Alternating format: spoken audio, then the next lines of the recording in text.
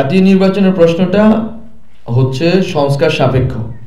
এটা আপনারা already doctor Mohammad Yunus ওনার বক্তব্যে, মানে প্রধান উপদেষ্টার বক্তব্যে আপনারা অলরেডি দেখেছেন যে এইটা হচ্ছে সংস্কার সাপেক্ষ। আমরা সংস্কার কমিশনগুলোর রিপোর্ট এই মাসের মধ্যে পাবো, আশা করি কয়েকটা রিপোর্ট পাবো যেগুলো নির্বাচন সংশ্লিষ্ট। যে প্রথম যে 6টি কমিশন হয়েছিল, ওই 6টি কমিশন মূলত নির্বাচন সংশ্লিষ্ট কমিশন, নির্বাচনের সাথে সম্পৃক্ত, যেমন দুর্নীতির বিষয় আছে, পুলিশ প্রশাসন, মানে সিভিল অ্যাডমিনিস্ট্রেশন, তারপর হচ্ছে আরও যেইসব বিষয় আছে, judiciary and constitution and election commission. তো এই কমিশনগুলো বেসিক্যালি যেই সংস্কারগুলো করবে বা প্রস্তাবনাগুলো দিবে, এগুলো মূলত ইলেকশন কেন্দ্রিক।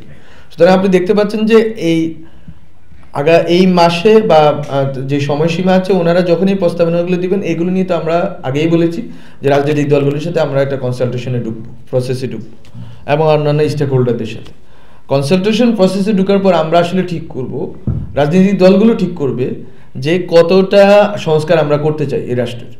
ওই সংস্কার যদি মধ্যমেয়াদী হয়, দীর্ঘমেয়াদী হয়, স্বল্পমেয়াদী হয়, বা কী ধরনের সংস্কার, এটা যদি ঠিক হয়, ওই সংস্কারের মেয়াদ অথবা পরিধির ভিত্তিতে আমি মনে করি নির্বাচনের ডেট ঠিক হবে। সুতরাং এটা আজকালকের মধ্যেই ঠিক হওয়াটা আমি মনে করি না এটা যৌক্তিক হবে, বরং সংস্কার কমিশনগুলোর রিপোর্ট যখন হবে এবং এটার ভিত্তিতে যখন রাজনৈতিক দলগুলোর সাথে কনসালটেশন হবে, তখন এটা স্পষ্ট হবে। প্রথম বিষয়টি হচ্ছে সংবিধানের প্রশ্ন। সংবিধানের প্রশ্নে এটা তো শিক্ষার্থীদের দিক থেকে একটা দাবি আছে। ৭২-এর সংবিধান, এটা আগে থেকে ক্রিটিক্যালি দেখছেন। ৭২ সংবিধান যখন প্রণীত হয়েছে তখন থেকে এটা বিভিন্ন রাজনৈতিক দল এটা ক্রিটিক্যালি দেখেছে। এখন বর্তমান বাংলাদেশের প্রেক্ষিত যেখানে আমরা দাঁড়িয়ে আছি, একটা গণঅভ্যুত্থান পরবর্তী সরকার, এখানে আমাদের দরকার হচ্ছে, যদি আমি বলি এক কথায় একটা শব্দই দরকার, একটা জিনিস দরকার, সেটা হচ্ছে ইউনিটি, ঐকমত্য দরকার। এই ঐকমত্যের জায়গাতে যদি আমরা পৌঁছাতে পারি সংবিধানের ব্যাপারে, সংবিধানকে কি করব, আমরা কি করতে চাচ্ছি, এটা প্রস্তাবনা আছে শিক্ষার্থীদের দিক থেকে, অন্যান্য রাজনৈতিক দল থেকে হয়তো এটার বিরোধিতা আছে।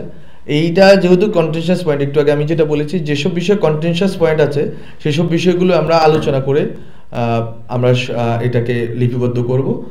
আর নির্বাচনের ক্ষেত্রে যেটা হচ্ছে যে আসলে প্রশাসক দিয়ে আমরা জনগণের কাছে সেবা পৌঁছাতে পারবো কিনা, এই বিষয়ে যেহেতু আমাদের সংশয় তৈরি হয়েছে, এবং আসলে আপনি যদি সিটি কর্পোরেশনের দিকে তাকান বা স্থানীয় ইউনিয়ন পরিষদগুলোর দিকে তাকান, অনেক সরকারি সেবা যেটা জনগণ পাচ্ছে না নিয়মিত বা প্রতিনিয়ত পাচ্ছে না।